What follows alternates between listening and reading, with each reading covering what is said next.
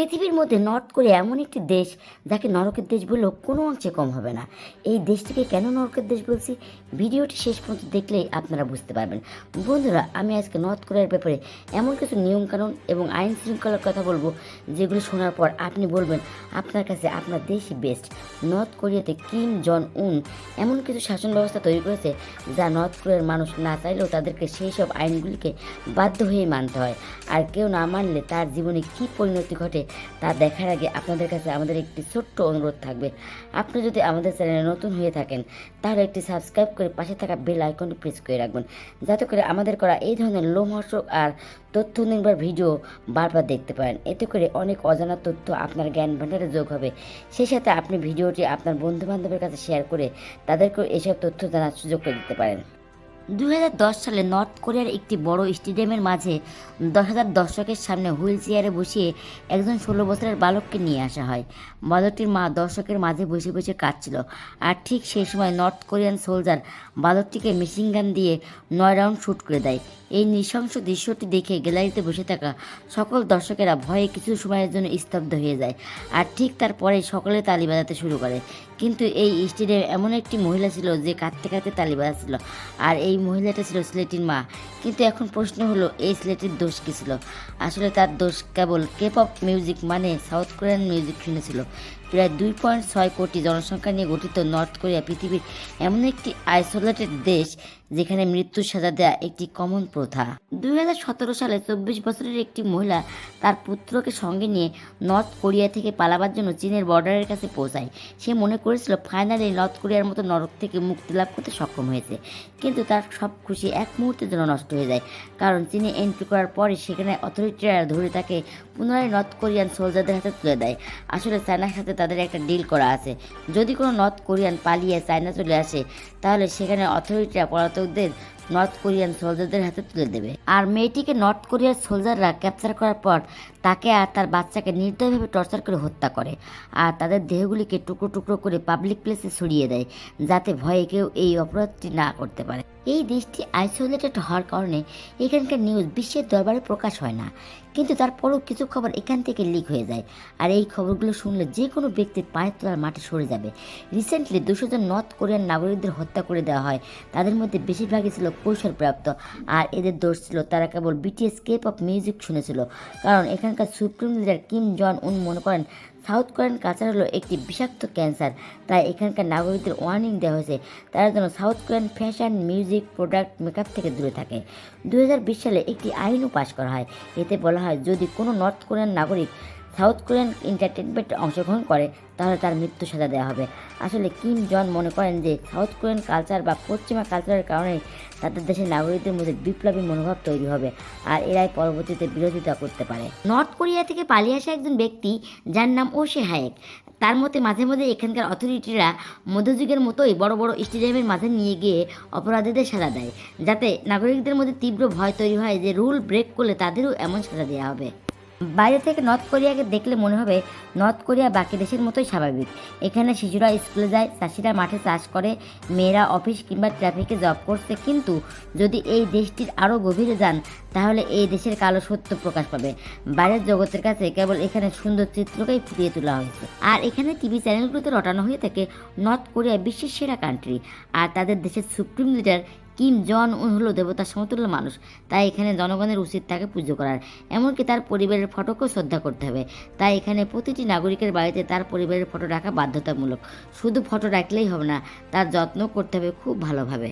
যদি ফটোর মধ্যে কোনো ধুলোও থাকে তাহলেও তাকে যাবজ্জীবন সাজা দেওয়া হয়। 2020 সালে নর্থ কোরিয়ায় বসবাসকারী একজন মহিলার বাড়িতে আগুন লেগে যায়। মেয়েটি তার জীবনের সাথে লড়াই করে ওই জ্বলন্ত ঘর থেকে তার 2 সন্তানকে উদ্ধার করে, কিন্তু ওই মহিলার বাড়িতে লাগানো নর্থ কোরিয়ান লিডারদের ছবিগুলি পুড়ে গিয়েছিল, যার জন্য তিনি জেলে রয়েছেন। কারণ ফটোর থেকে তিনি তার প্রথমে সন্তানদের প্রাণ বাঁচিয়েছেন।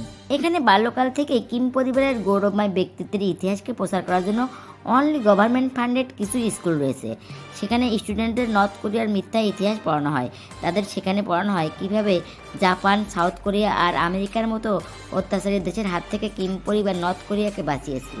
এখানে সায়েন্স কিংবা আর্টস সব ধরনের স্টুডেন্টদেরই কিমের প্রশংসা করতে হয়। তাদের আর্টিকেলে এ ধরনের কোড অ্যাড করতে হয় যে মহান লিডার, সম্মানিত নেতা কিম ইল সাং আমাদের এটি শিখিয়েছেন, মহান নেতা কিম জন উন আমাদের এই জ্ঞানটি দিয়েছেন। আর স্টুডেন্টরা বাড়ি আসার পর টিভি চ্যানেলগুলোতেও সেম স্টোরি দেখতে থাকে যা তাদের স্কুলেতে পড়ানো হয়েছিল। আর এভাবেই তাদের ব্রেনকে ধীরে ধীরে ওয়াশ করা হয়। 17 বছর পর্যন্ত মগজ ধুলাই হওয়ার পর এখানে প্রত্যেকটি নাগরিকের বাধ্যতামূলকভাবে 10 বছরের জন্য মিলিটারিতে যোগ দিতে হয়। মেয়েদের জন্য এই বয়সটি 23 বছর। আর যেসব মেয়েরা দেখতে সুন্দরী হয় সেসব মেয়েদেরও রেহাই দেয়নি কিম জন। 2000 জন মহিলাকে নিয়ে একটি প্লেজার স্কোয়াড তৈরি করেছেন, যেখানে তিনি 13 থেকে 18 বছর মেয়েদের জোর করে বাড়ি থেকে তুলে নিয়ে আসেন। আপনারা নিশ্চয়ই বুঝতে পারছেন এই প্লেজার স্কোয়াড কী জন্য তৈরি করা হয়েছে। যদিও জনসম্মুখে বলা হয় গ্রুপটিকে সাধারণ এন্টারটেনমেন্টের জন্য ব্যবহার করা হয়, কিন্তু না, কিম জন উনের গুরুত্বপূর্ণ বন্ধু এবং অতিথিদের জন্য এই স্কোয়াড গড়ে তোলা হয়েছে। আপনি কল্পনাও করতে পারবেন না এই স্কোয়াড কীভাবে বাধ্য হয়ে সেই সমস্ত গেস্টদেরকে কীভাবে সেক্সুয়ালি স্যাটিসফাই করে থাকে। নর্থ কোরিয়ার প্রেসিডেন্ট কিম জন উন এতটাই নিষ্ঠুর যে 2015 সালে নর্থ কোরিয়ার ডিফেন্স মিনিস্টার পিয়ংইয়ং চুলকে কিম জন তার অ্যান্টি এয়ারক্রাফট বন্দুক দিয়ে শুট করে মেরে দিয়েছিলেন। তার কারণ ছিল কিম জনের স্পিচ দেওয়ার সময় পিয়ংইয়ং চুল কিছুক্ষণের জন্য ঘুমিয়ে গিয়েছিলেন। আপনারা বুঝতে পারছেন, শুধুমাত্র ছোট্ট ভুলের জন্য কিম জনের কাছে সাজা হলো মৃত্যু। 2009 সালে একটি 2 বছরের শিশুকেও যাবজ্জীবন কারাবাসের সাজা দেওয়া হয়। কেবল তার দোষ ছিল তার বাবা মার কাছ থেকে বাইবেল পাওয়া গেছে, কারণ নর্থ কোরিয়াতে কোনো ধর্মকে পালন করা অপরাধ বলে মনে করা হয়। আর এই গোপন খবরটি তারই প্রতিবেশী গোয়েন্দা অফিসার অথরিটিকে দিয়েছিল। নর্থ কোরিয়ার আজব ফ্যাক্ট হলো এখানের মহিলারা পুরুষের থেকে বেশি অর্থ উপার্জন করে।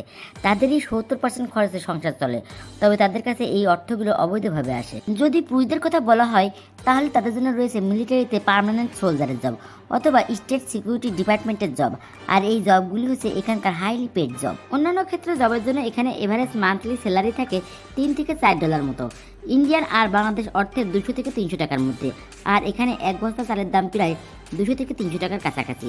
মানে তারা 1 মাস কাজ করার পরও ঠিকমতো খাবার জোগাড় করতে পারে না। কিন্তু যেসব নাগরিকরা ফ্যাক্টরি কিংবা জমিতে চাষের কাজ করে তাদের অবস্থা এর থেকে আরও ভয়ানক। সেখানে তারা সারা মাস কাজ করার পর 80 থেকে 150 টাকার মতো ইনকাম করতে পারে। এখন ভাবুন এই সামান্য অর্থে সেখানকার মানুষ কীভাবে জীবনযাপন করে। এখানে সামান্য ছোট কোনো নিয়ম ব্রেক করলেই দেওয়া হয় মৃত্যু সাজা। আপনি কিছু চুরি করলেন, মৃত্যু সাজা। পালিয়ে যাওয়ার চেষ্টা করলেন, মৃত্যুর সাজা। এমনকি কেউ পালিয়ে যাওয়ার চেষ্টা করেছে, আপনি দেখার পরও রিপোর্ট করলেন না, তাহলেও দেওয়া হবে আপনাকে মৃত্যু সাজা। উত্তর কোরিয়াতে মাত্র 3টি টিভি চ্যানেল রয়েছে এবং সেই চ্যানেলগুলোতে সেইগুলি দেখানো হয় যা সেই দেশের সরকার ঠিক করে দেয়। সেই চ্যানেলগুলোতে সারাদিন শুধু সরকারের গুণগানই করা হয়। যখন পুরো পৃথিবী একটি নির্দিষ্ট ক্যালেন্ডার অনুযায়ী চলছে, তখন নর্থ কোরিয়ায় চলছে তাদের নিজেদের তৈরি ক্যালেন্ডার অনুসারে। এখন সারা পৃথিবীতে 2025 সাল চলছে, অথচ নর্থ কোরিয়াতে এখন মাত্র 113 বছর। নর্থ কোরিয়ার মানুষরা নিজেদের ইচ্ছে মতো চুলও কাটতে পারে না। তাদের চুল কাটতে হয় কিমের নিয়ম অনুসারে। 28 ধরনের চুলের স্টাইল অনুমোদিত আছে নর্থ কোরিয়ায়, যার মধ্যে মেয়েদের জন্য 18 রকম আর পুরুষের জন্য 10 রকম। 2013 সালে কিম জন উন চুল কাটার উপর এই অদ্ভুত নিয়মটিকে পাশ করেছিল। সরকারের নিয়মের বাইরে যদি কেউ চুল কাটে তাহলে তার জন্য কঠোর শাস্তি রয়েছে। এমনকি কিমের চুলের স্টাইলও কেউ কপি করতে পারবে না, কারণ কিম তার চুলের স্টাইল একক রাখতে চায়। উত্তর কোরিয়াতে স্কুলে পাঠানোর আগে বাচ্চাদের বসার ব্যবস্থা করে দিতে হবে অভিভাবকদের, অর্থাৎ ডেস্ক, চেয়ার, টেবিল যা কিছু প্রয়োজন সবই কিনে দিতে হবে। আবার স্কুল ফিও আলাদাভাবে দিতে হবে। নর্থ কোরিয়ার নাগরিকদের ব্লু জিন্স পরা একেবারেই নিষিদ্ধ, কারণ কিম জন উন মনে করেন যে জিন্স পরা হলো আমেরিকান কালচার, আর কিম জন উন আমেরিকাকে একদমই পছন্দ করে না। উত্তর কোরিয়ার মানুষ চাইলেও তাদের পছন্দের কোনো গাড়ি কিনতে পারে না, কারণ উত্তর কোরিয়ায় সাধারণ মানুষের জন্য গাড়ি কেনাকে নিষিদ্ধ করেছেন এই মহান সমাজতান্ত্রিক নেতা কিম জন উন। সেখানে শুধু সরকার, সেনাবাহিনী এবং কিছু উচ্চপদস্থ ব্যক্তিরাই তাদের নিজেদের প্রাইভেট কার রাখতে পারে, যার জন্য পুরো নর্থ কোরিয়াতে মাত্র 100টির মতো প্রাইভেট কার রয়েছে। তাই সারা দেশে এত কম গাড়ি থাকার কারণে সেখানকার রাস্তাগুলো একদমই ফাঁকা থাকে। নর্থ কোরিয়ার সাধারণ মানুষ ইন্টারনেট ব্যবহার করতে জানে না। সেখানে শুধু মিলিটারি অফিসার এবং কিছু উচ্চপদস্থ নেতারাই ইন্টারনেট ব্যবহার করতে পারে, কারণ উত্তর কোরিয়ার সরকার চায় না যে তাদের দেশের জনগণ ইন্টারনেটের মাধ্যমে বাইরের দেশের কোনো প্রকার খোঁজখবর রাখুক।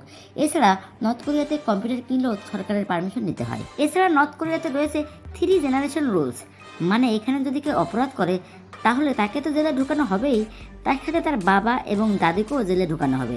শুধু তাই নয়, কাউকে বাইবেল পড়া অবস্থায় দেখা গেলে তাকেও সরকারি নিয়ম অনুসারে ফাঁসিতে ঝুলানো হবে। বন্ধুরা, আমরা সমাজের সকলেই ছোট বড় ধনী গরিব ফোন বা ক্যামেরায় ছবি তুলতে পারি, কিন্তু নর্থ কোরিয়াতে তা সম্ভব না। নর্থ কোরিয়ায় গরিবদের ছবি তোলা একেবারেই নিষেধ, এমনকি তাদের সাথে ধনীদের কথা বলাও নিষেধ। ভ্রমণরত কোনো ট্যুরিস্ট উত্তর কোরিয়ায় অবস্থানরত গরিব মানুষের ফটো তুলতে পারবে না, এটা পুরোপুরিভাবে ব্যান্ড করা হয়েছে। উত্তর কোরিয়া দেশটি পৃথিবীর অন্যান্য দেশের থেকে সম্পূর্ণ একটি আলাদা দেশ। এই দেশের মানুষ পুরো পৃথিবী সম্পর্কে তেমন কোনো ধারণাই রাখে না। আসলে এই দেশের সরকার এই দেশের মানুষকে পুরো পৃথিবী সম্পর্কে কিছু জানতে দেয় না।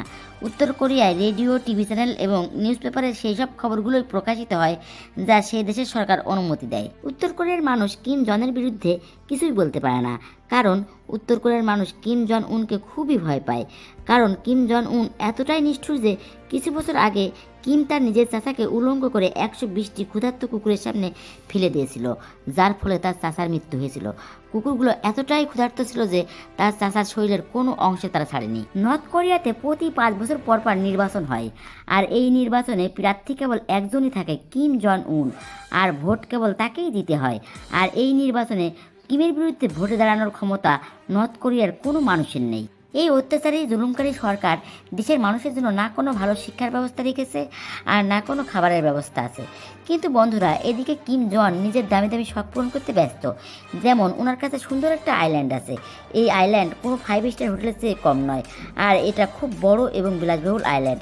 এই জায়গায় সেই সমস্ত জিনিসের ব্যবস্থা করা হয়েছে যাতে কিম নিজে উপভোগ করে খুশি থাকতে পারে, যেমন প্যারাগ্লাইডিং, ওয়াটার স্লাইডিং, সব থেকে দামি দামি মদ যা এক চুটকিতেই পাওয়া যায়। এছাড়া কিমের বিলাসবহুল প্রাইভেট প্লেনও আছে, যেখানে তিনি ভিতরে সমস্ত কিছু নিজের ইচ্ছামতো মডিফাই করেছেন।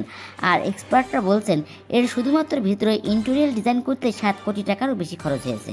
অথচ যে দেশের মানুষ কত কষ্ট কত যন্ত্রণার মধ্য দিয়ে দিন যাপন করছে, সেদিকে এই অত্যাচারী কিমের কোনো লক্ষ্যই নেই, সে শুধু আছে নিজের ভোগবিলাসে মত্ত। তো বন্ধুরা, আজ এই পর্যন্তই। আর আপনি যদি এমনই রহস্য, রোমাঞ্চ আর আনকমন ইন্টারেস্টিং ভিডিও দেখতে পছন্দ করে থাকেন, তবে জেসি রিভিউস চ্যানেলটিকে এখনই সাবস্ক্রাইব করুন এবং পাশে থাকা বেল আইকনটি প্রেস করুন। তো দেখা হচ্ছে আগামী নতুন কোনো ইন্টারেস্টিং এপিসোডে। ততক্ষণ পর্যন্ত ভালো থাকুন।